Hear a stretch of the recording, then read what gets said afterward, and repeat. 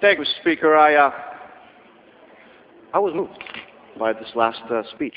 I really was. That was beautiful rhetoric, and impressive rhetoric. But what I've learned here since I've been in D.C. is there are some members of the Democratic Party that just will not let the facts confuse the issue. And let's look at some of those facts.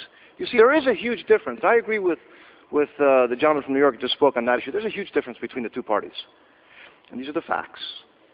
And the big difference is that our friends in the minority party will find every opportunity to raise the taxes of every living American. No, let me correct myself. Not only every living American, but they'll even try to raise taxes of Americans who have died. Every single opportunity, including a non-binding resolution that would do absolutely nothing, by the way, if it were to pass. But they just can't help it. They have to try to raise taxes on every single hard-working American family and every single hard-working American business and every single small business that are the ones that create the jobs in this country.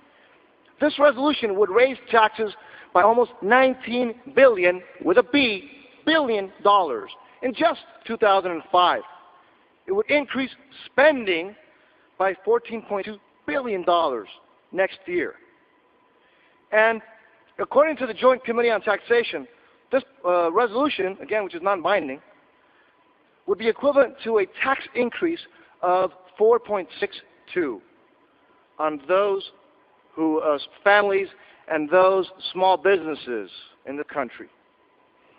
And again, that would cause possibly the loss of 130,000 jobs. They keep saying, well, some of these people can afford that that tax increase. But how about those 130,000 people who would lose their jobs if this were to happen? Can they afford more taxation? Can they afford this kind of resolution? And the answer is no. But you see, they are consistent.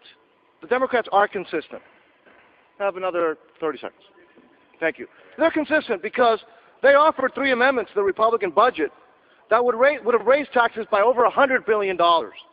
They offered alternatives to major legislation just last year that would have added close to $1 trillion to the deficit, and yet their rhetoric is beautiful. Actually, it's very nice, and mine can't compare with that.